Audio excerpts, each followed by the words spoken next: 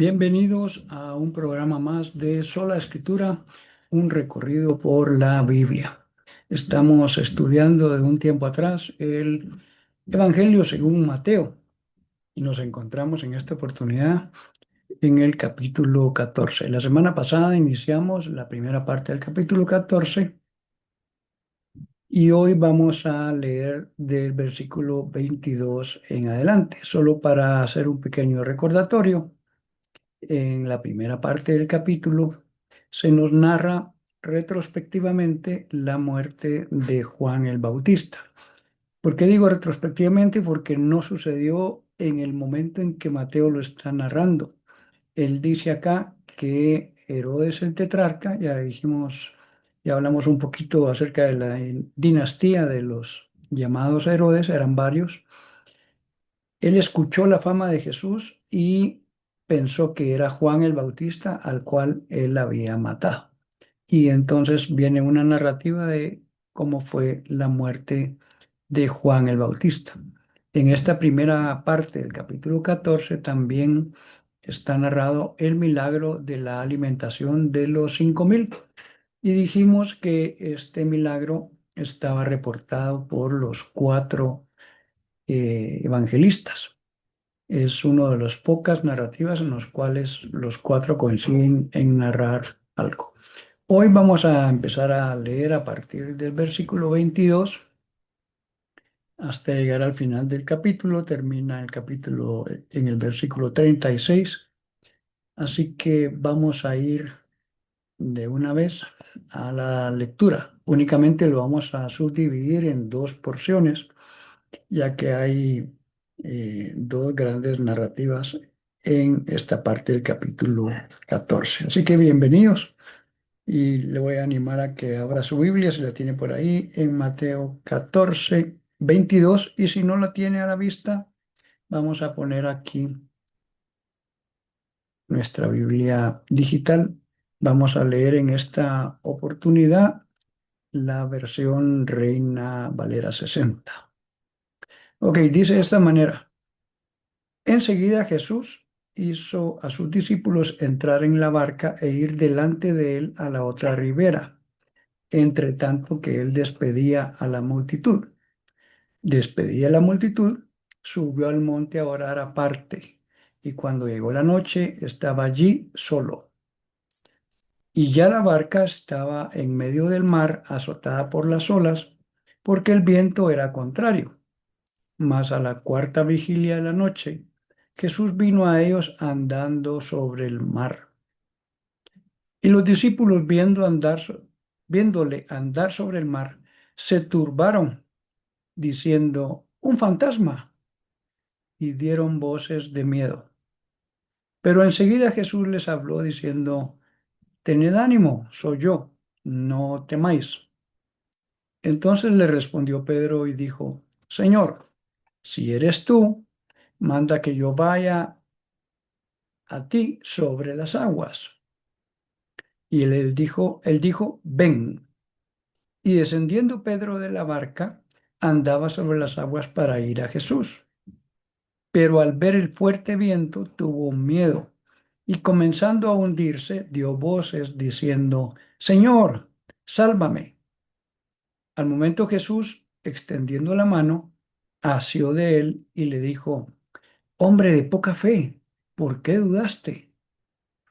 Y cuando ellos subieron en la barca, se calmó el viento. Entonces los que estaban en la barca vinieron y le adoraron, diciendo, verdaderamente eres hijo de Dios. Muy bien, vamos a poner esta porción en nuestra Biblia en paralelo. Este es un estudio inductivo de la Biblia. Vamos capítulo a capítulo, versículo a versículo. Y parte de lo que hacemos acá es comparar cómo han sido traducidos los diferentes pasajes de los idiomas originales. Recuerde que la Biblia en el Nuevo Testamento fue escrito en griego y traducido a los diferentes idiomas en las diferentes versiones a lo largo del tiempo, ¿verdad? Pero El original del Nuevo Testamento está en el tipo de griego que se llama el griego koiné, que era el griego popular que la gente hablaba.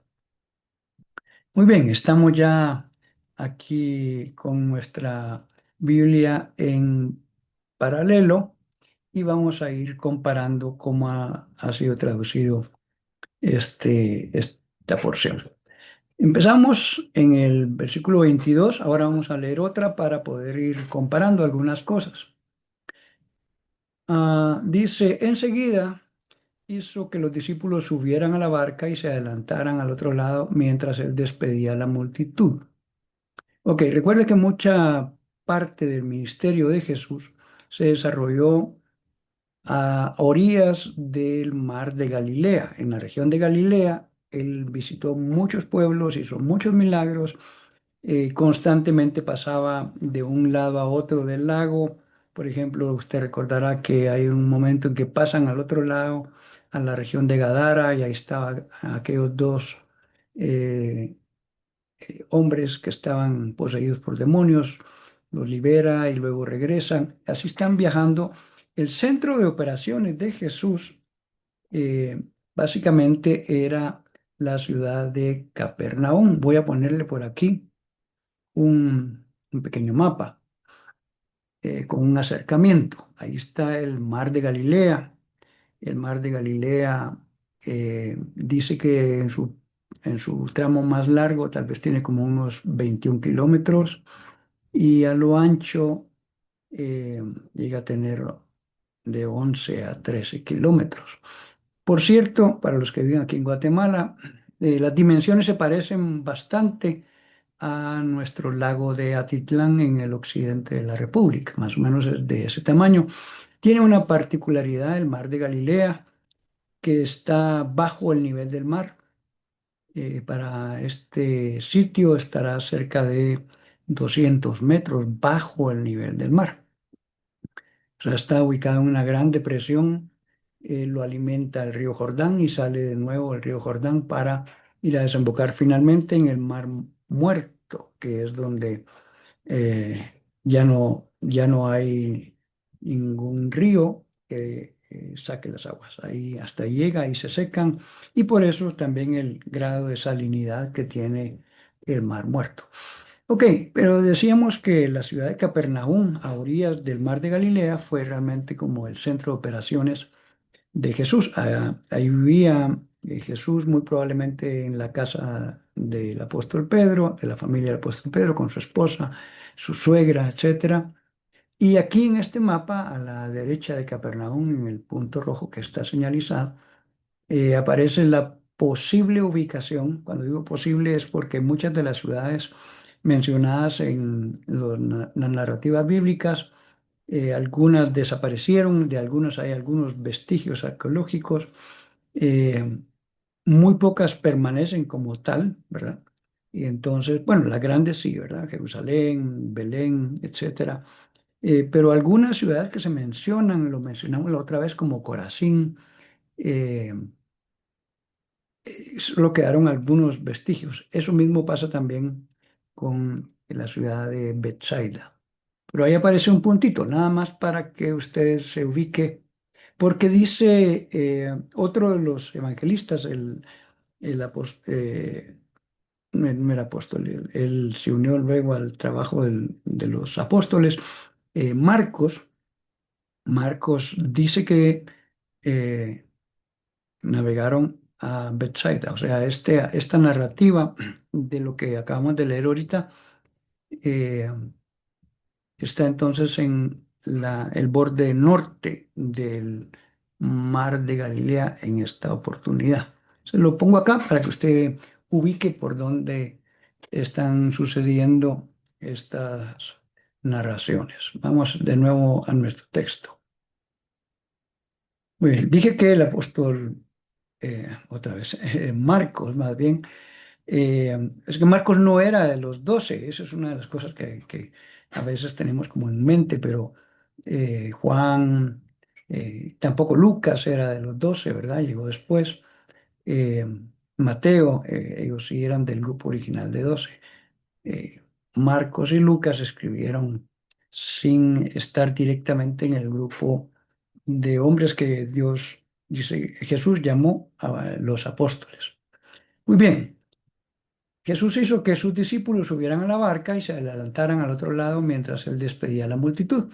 ¿Qué está pasando aquí? Se recuerda que acaba de suceder el milagro de la alimentación de los 5.000. Dice Juan en su narrativa del milagro de la alimentación que la gente lo quería hacer rey. Él obviamente rehuyó de eso, ¿verdad? No había venido con ese propósito, eh, y entonces se aleja de ellos. Pero aquí dice justamente que él se quedó a despedir a la multitud que se había juntado, ¿verdad? Muy bien, 23, después de despedir a la gente, subió a la montaña para orar a solas.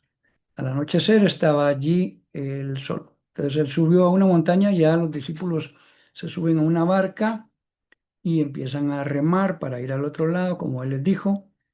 Ah, una cosa interesante también es que dice en otra narrativa que no habían más barcas, o sea, no fue que Jesús tomara otro barco que había ahí y luego se bajara para esto que acabamos de leer, sino que básicamente caminó desde la orilla hasta donde estaban los discípulos, ¿verdad? Entonces ya para este momento ya era las horas de la noche. Recuerde también que la narrativa desde el punto de vista judío de las horas del día cambia porque para ellos el día termina a las 6 de la tarde, para nosotros termina a las 12 de la noche, ¿no?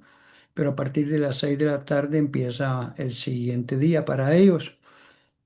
A partir de las 6 de la tarde se miden cierta cantidad de horas en las vigilias de la noche, a eso se le llamaba, eh, y ya en cierto momento ellos decían, bueno, ahorita ya no es la tarde, es la noche, de acuerdo a esas vigilias de la noche. Aquí dice que se hizo noche, ¿no? No solo está hablando de la oscuridad, sino de la hora en sí. Y más adelante nos va a dar una pauta también de qué pasa unas horas después, porque dice que Jesús se quedó ahí orando, ¿verdad? Estaba solo. Y la barca ya estaba bastante lejos. eh, Aquí en la Reina Valera dice en medio del mar. Ah, otro de los evangelistas dice que estaba entre 25 y 30 estadios de distancia. Un estadio, de acuerdo a la medida que tenían, que se usaba en ese tiempo, eran cerca de 185 metros. O sea que probablemente estaba a unos 5,5 kilómetros a 6 de la orilla. Ellos estaban con dificultades para eh, para remar, pero se había levantado una tormenta y dice que la barca estaba zarandeada por las olas, ya que el viento les era contrario. Había mucho viento, ¿verdad? Se levantó una tormenta y ellos estaban tratando de remar, pero no avanzaban, ¿verdad? Eh, Versículo 25. Mire cómo lo dice la Reina Valera. Más a la cuarta vigilia de la noche Jesús vino a ellos andando sobre el mar. Así lo dice también la textual, que es la segunda columna que tenemos. La NBI lo ha puesto acá en la madrugada. Y las otras, bueno, por lo menos la NTV pone específicamente a eso de las 3 de la mañana. ¿Por qué? Eh, ¿Por qué se puede determinar más o menos qué hora era? Por el tema de las vigilias de la noche que le comentaba. O sea, habían varias vigilias que empezaban a las 6 de la tarde y terminaban a las 6 de la mañana. La última vigilia de la noche era la cuarta, que incluía básicamente 3 horas, que era de las 3 de la mañana hasta que amanecía a las 6 de la mañana. Y entonces dice aquí más o menos a la cuarta vigilia, o sea que como a las 3 de la mañana, por eso la NTV lo pone así. Algunos que no saben cómo es el proceso de traducción de la Biblia. Dicen, mire, pero es que el texto original no dice a las 3 de la mañana. Sí, tiene razón. El texto original dice a la cuarta vigilia. Pero este tipo de versiones que hemos puesto aquí, como la NTV, la Nueva Traducción Viviente, y la PDT, que es la siguiente columna, la Palabra de Dios para Todos, que se llaman paráfrasis, tienen el propósito de que para el lector no muy común de la Biblia puedan entender de manera práctica a qué se refería con eso de la cuarta vigilia. Nosotros no estamos acostumbrados a hablar de esa manera. De esa manera tenemos un reloj que marca horas y entonces ellos, para un mejor entendimiento, lo cual yo no creo que esté mal, ¿verdad? Y están interpretando qué significaba la cuarta vigilia. Eso significa a las 3 de la madrugada. Dice, o sea, cerca de las 3 de la madrugada, ¿verdad? Para que también tomemos el contexto. Estaba muy oscuro, había una gran tormenta y Jesús se acercó a ellos caminando sobre las aguas. La palabra original acá en el griego es la que se usa justamente para poder andar o caminar. Entonces, eh, si es un asunto literal, él vino desde la orilla, caminó, como dijimos, unos 5 o 6 kilómetros. eh, Ya vamos a ver algunas cosas interesantes a la par de la narrativa, porque si uno dijera, pues, pero ¿en cuánto tiempo puede caminar un hombre unos 5 o 6 kilómetros? Va a tardar bastante. No es que Jesús fuera un hombre en un sentido sobrenatural, ¿verdad? Que caminaba más rápido, que levantaba más peso que otros, no, no era ese punto, pero sí sucedían cosas milagrosas alrededor de cosas que hacía Jesús. Y vamos a ver. Entonces, podemos entender de que no es que salió a las 3 y llegó a las 6, ¿verdad? Como tal vez algunos que no tenemos mucha costumbre de caminar nos hubiera pasado. Pero dice entonces que el versículo 26 cuando los discípulos lo vieron caminando sobre las aguas quedaron aterrados. Es un fantasma, gritaron de miedo. Eso es lo que dice la NBI, la tercera columna que tengo acá. Eh, Vamos a ver una cosa acá. Sí, la palabra que dice acá, que se turbaron, dice aquí en Reina Valera, quedaron aterrados, asustarse mucho significa eso. Aterrados, dice también la NTV, ¿verdad? Se asustaron, ese es el punto, ¿verdad? No solo es que turbarse puede ser como también yo tengo mis pensamientos turbados, como estoy con muchas cosas que pensar, pero el contexto es que realmente se asustaron, se aterraron. Y cualquiera puede decir, pero ¿y por qué? ¿Cuántas veces usted ha visto a alguien caminar sobre las aguas? ¿Y cuántas veces alguien de los discípulos había visto caminar a alguien sobre las aguas? Y particularmente nunca. Y entonces cuando en medio de la tormenta y la oscuridad de la noche ven a alguien caminando sobre las aguas, no entienden, no saben, no pensaron que era Jesús, ¿verdad? Y ellos dijeron, es un fantasma. Ah,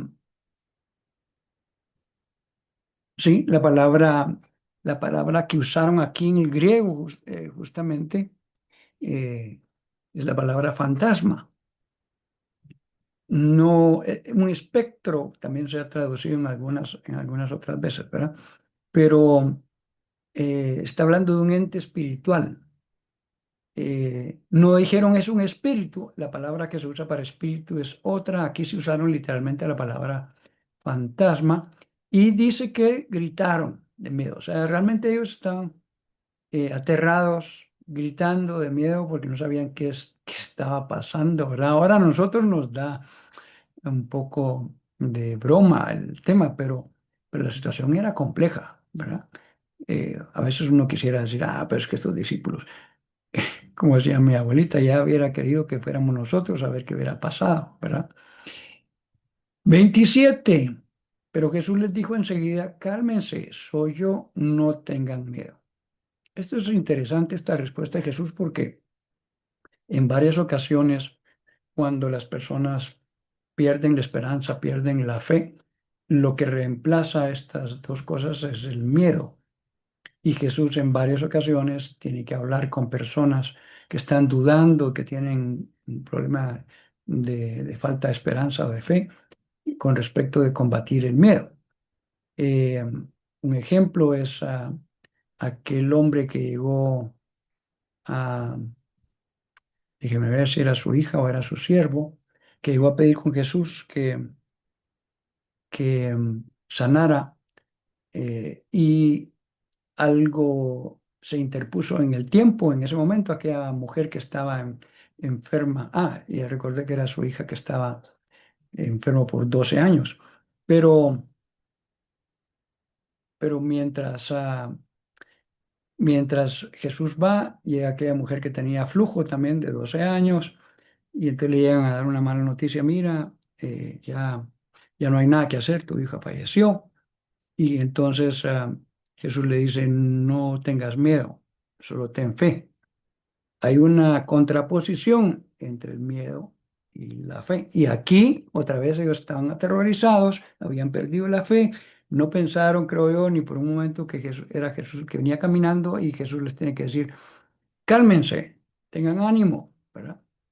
Yo estoy aquí, no tengan miedo. Esta es una cosa importante.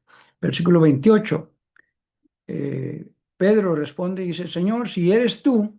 Fíjese, pues, mire desde ya la respuesta: si eres tú. O sea, ellos no están convencidos aún. Había una gran duda, realmente les había invadido el miedo. Si eres tú, mándame que vaya a ti sobre el agua, ¿verdad?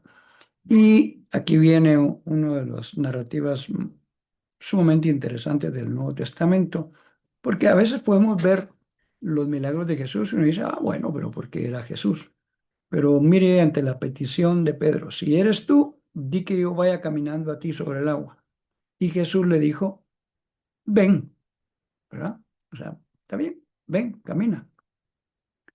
Y dice que Pedro, bajando de la barca, salió del bote, dice la palabra de Dios para todos, se bajó de un costado de la barca, dice la NTV, eh, caminó sobre el agua en dirección a Jesús. No dice a qué distancia estaba, pero sigamos toda la narrativa. eh, El punto es que Pedro se baja de la barca y camina sobre el agua cierta distancia. Aquí no dice que dio 2 pasos y no, caminó cierta distancia. O sea, Jesús le permite experimentar de primera mano también este milagro sobrenatural a él, no solo verlo, sino experimentarlo. Pero dice que, versículo 30, a- al sentir el viento fuerte, ¿verdad? Porque había viento y olas, etcétera, tuvo miedo y comenzó a hundirse. En, eh, en otra de las narrativas de otro evangelista dice: viendo las olas. Y es que cuando nosotros dejamos de poner nuestra vista en el Señor y ponemos nuestra vista en las circunstancias, en las cosas que están pasando alrededor, nos entra miedo, nos entra desesperanza, perdemos la fe.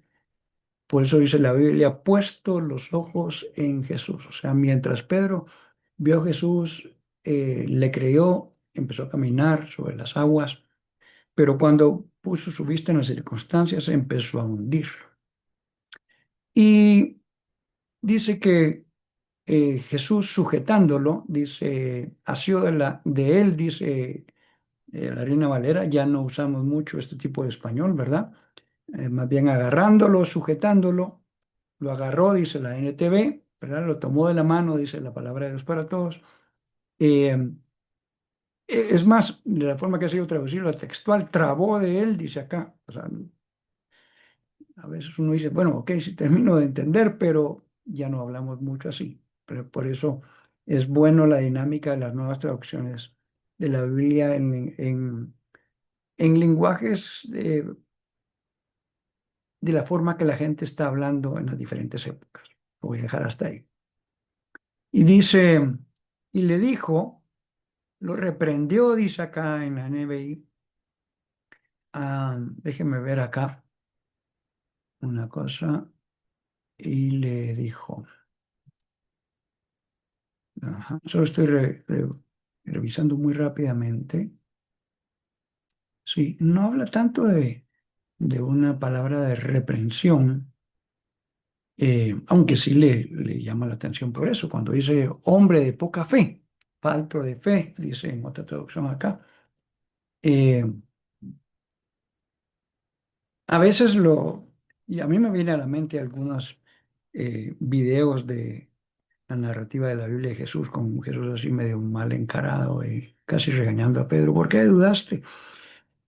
También vi otra que me gusta mucho, un Jesús muy personal, muy amigo, muy de andar con las personas, se ríe, etcétera, ¿verdad? En las otras siempre es un Jesús muy serio, hombre de poca fe, ¿por qué dudaste? Yo creo que Jesús era muy natural, era muy como nosotros, ¿verdad? Y yo más creo que la pregunta es así como, ¿también qué ibas? ¿Por qué dudaste? Si ya venía caminando sobre el mar. Pero cuando dudó y vio las circunstancias, se empezó a hundir. Ahora, Jesús lo saca y empiezan a caminar para la barca, ¿verdad? Quiere decir que volvió a caminar otra vez Pedro. O sea, Jesús no lo cargó, no dice, y Jesús lo cargó y lo llevó cargado a la barca. Regresaron caminando ambos. Cuando tú pones tu vista en el Señor y no en las circunstancias, en temas de provisión, de enfermedad, etcétera, vas a poder ver los milagros de Jesús. No dejes entrar eh, duda con respecto a las circunstancias que están rodeando, sino cree. Es para nada es difícil para el Señor. Cuando subieron a la barca se calmó el viento, ¿verdad? Aquí dice que eh, al nomás subir a la barca, todo quedó en calma. ¿Se recuerda usted también el otro milagro cuando iban a la región de Gadara? Se levantó una gran tormenta y él dijo, calla, enmudece, y el mar quedó nítido. Por cierto, en este lago de Galilea, porque realmente es un lago, no tiene el tamaño de un mar, pero se le llama el mar de Galilea, ¿verdad? Popularmente. Suceden este tipo de tormentas justamente por la altitud que tiene. Es bien común que se formen en ciertas épocas del año tormentas sumamente fuertes, como las que narra acá. Pero el viento se detuvo, ¿verdad? En ese momento, sobrenaturalmente, otra vez el viento se detuvo. Y en otra narrativa de los evangelios dice que llegaron inmediatamente al otro lado. O sea, si estaban a 6 kilómetros, tenían que haber remado otra vez para llegar. Aquí hay un tema sobrenatural también. El tiempo que los tomó regresar fue mucho más rápido que lo hubieran hecho naturalmente. Ok, sigamos leyendo. 33, y los que estaban en la barca lo adoraron, diciendo verdaderamente, tú eres el Hijo de Dios. Aquí hay un tema importantísimo de quién es Jesús, porque Mateo está tratando de mostrar que Jesús es el Mesías, que Jesús es el Hijo de Dios, que Jesús es Dios mismo, ¿verdad? Y hay ciertas cosas que están reservadas, vamos a decir así, para Dios. Por ejemplo, la adoración. Y aquí dice que cuando ellos vieron todo lo que había pasado, le adoraron. Y Jesús no dijo, un momentito, no me adoren, yo no soy Dios, sino él dejó que le adoraran. ¿Por qué? Porque él es Dios, no solo es el Hijo de Dios encarnado, sino es Dios mismo, la tercera persona, la segunda persona de la Trinidad. Eh, entonces, este es un punto teológico importante para entender quién es Jesús. Cuando ellos vieron todo lo que había pasado, dice que le adoraron y dijeron, verdaderamente eres hijo, el Hijo de Dios. Eh, para este momento, ya ellos habían presenciado una gran cantidad de discursos de Jesús, milagros de Jesús, pero uno lee desde ahora desde afuera, ¿no? Y dice, ah, pero ellos todavía no entendían, no entendían. De hecho, va a llegar el momento en que Jesús les pregunta, bueno, ¿y quién dice la gente que soy yo? Y, y ellos dicen, bueno, uno que eres Juan, otro que eres Elías, otros que eres otro de los profetas. ¿Y ustedes quiénes dicen que soy yo? Y hasta ahí Pedro abre su boca y dice, pues tú eres el Cristo, Cristo es el ungido, ¿verdad? Que estaba anunciado. Y, y Jesús le dice, bienaventurado porque esto no te lo reveló carne ni sangre, te lo reveló mi Padre que está en los cielos. Entonces, esta afirmación acá de quién es Jesús de parte de los discípulos es sumamente importante. Ellos le adoraron y dijeron, de verdad que tú eres el Hijo de Dios, como lo dice la nueva traducción viviente.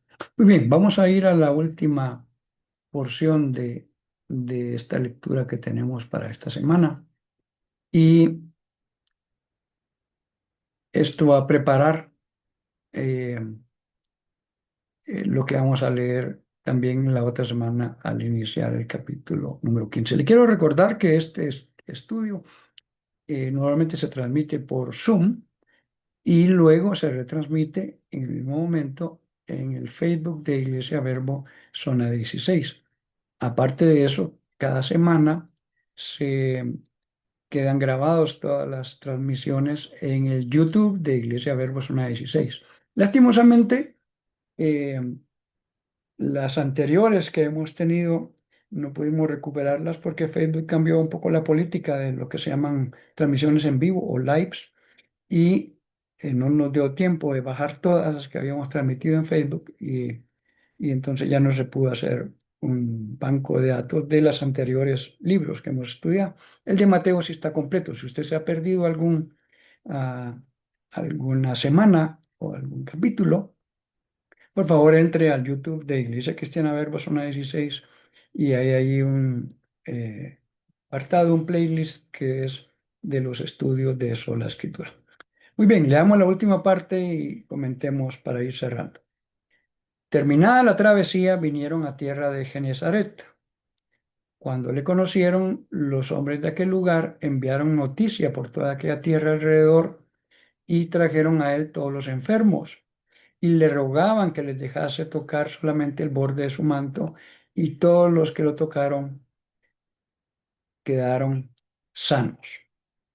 Muy bien, termina el milagro de la multiplicación de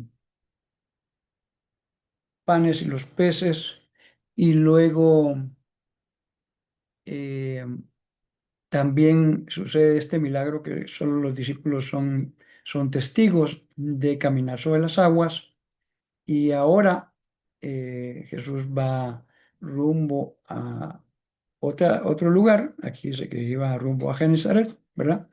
Y luego, en la otra semana, vamos a estudiar de que los fariseos, los líderes religiosos de ese tiempo, envían desde Jerusalén una comitiva para ir a confrontar a Jesús con respecto de ciertas cosas que Jesús y sus discípulos hacían o no hacían. Ya lo vamos a ver la otra semana. Vamos a poner acá eh, en paralelo, versículo 34 al final.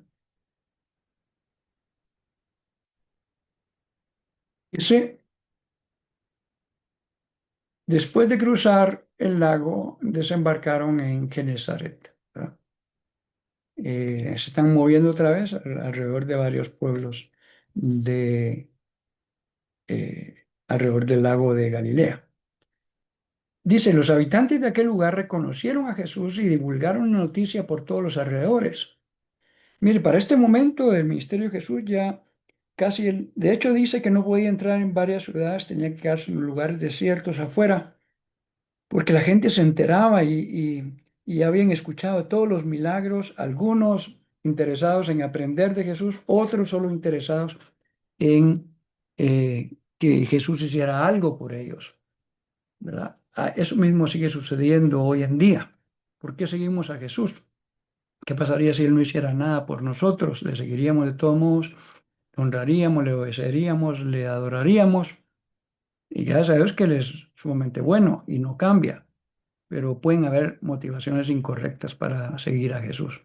Y entonces, mire lo que dice aquí, le llevaban los enfermos, suplicándoles que les permitiera tocar siquiera el borde de su manto y quienes lo tocaban quedaban sanos. Hay una cosa interesante acá. eh,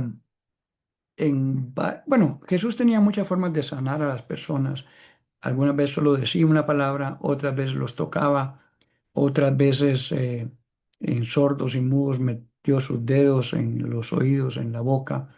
Y a otra que el ciego le hace barro y le pone barro en los ojos, le dice, ve a lavarte. A los leprosos eh, le- los envía y cuando van en el camino, sobrenaturalmente son sanos, solo uno regresó lastimosamente. Bueno, lo que quiero decir es que Jesús era muy creativo en la forma como hacía sus milagros, no tenía una sola forma de hacerlo. Ahora, ¿de dónde sacó la gente que, como dice aquí, la gente quería tocar, aunque sea el borde de su manto? ¿De dónde sacaron ellos esto? Porque no era una forma en que Jesús obraba comúnmente. Varios capítulos atrás, en el libro de Mateo, se nos narra justamente esta mujer que estaba enferma de flujo de sangre. Y había una gran multitud y ella no lograba ni siquiera ver a Jesús, pero ella tenía fe y dijo, si yo me acerco lo suficiente, puedo tocar aunque sea el borde de sus vestiduras. Algunos dicen que era el borde del manto de oración, o como le llaman los judíos, un talit, ¿verdad? Una pieza de tela larga que en los extremos tiene ciertos como nuditos, ¿verdad? Para los judíos tiene un gran significado todas estas cosas, pero o sea, no era cualquier pieza de su ropa, ¿verdad? Parece ser que era el manto de oración.